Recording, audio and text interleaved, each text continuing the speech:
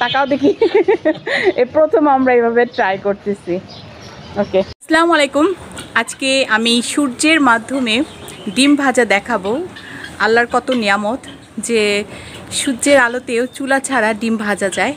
তো দেখতেই পাচ্ছেন কেমন তীব্র আলো সূর্যের, গরম, আর সূর্যটাকেও দেখাচ্ছি আপনাদের সাথে একটু। আল্লাহ, আমরা উঠানে নিয়েছি আর কাছে কাঁচা আমও হয়েছে মাশাআল্লাহ। আমাদের চারিপাশটা একটু দেখাচ্ছি।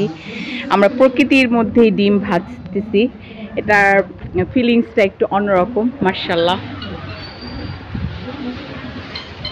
রোদের মধ্যে ডিম ভাজবো চুলা ছাড়াই। এই যে ফ্রাই প্যানটা দিয়ে নিলাম, এখন দিচ্ছি তেল এই যে ভাজার জন্য।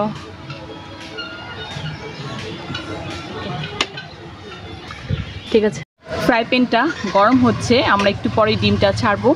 আল্লাহর সব কিছুই নিয়ামত। আমরা বলি এত গরম, কিন্তু গরমেও যে একটা নিয়ামত হয় যে গ্যাস ছাড়াই আমরা রান্না করে নিতে পারি, এটাও একটা নিয়ামত, তাই না? আলহামদুলিল্লাহ। ওয়াও, আলহামদুলিল্লাহ, হয়ে যাবে একটু পরেই। আর একটু সামান্য পরিমাণ লবণ দিচ্ছি। ওয়াও, এই যে হচ্ছে, আপনারা কি একটু দেখতে পাচ্ছেন? সাদা সাদা হয়ে যাচ্ছে, এই যে দেখতে পাচ্ছেন, এই যে সাদা। মাশাআল্লাহ, অনেক সুন্দর হচ্ছে। কি খুশি, আসলে কি হয় কি না সেটা দেখছে ছাতা দিয়ে, কারণ অনেক রোদ। আমরা সামনে আছি, আমরা সবাই একটু গরম ফিল করতেছি, খুব কষ্ট আছে, কিন্তু তারপর দেখতেছি ডিমটা সত্যি হয় কি না রোদের আলোতে। আর আমার হাজব্যান্ড খুব খুশি। এই তাকাও দেখি। এই প্রথম আমরা এইভাবে ট্রাই করতেছি। ওকে, দেখতেই পাচ্ছেন ডিম ভাজা হয়ে গিয়েছে মাশাআল্লাহ।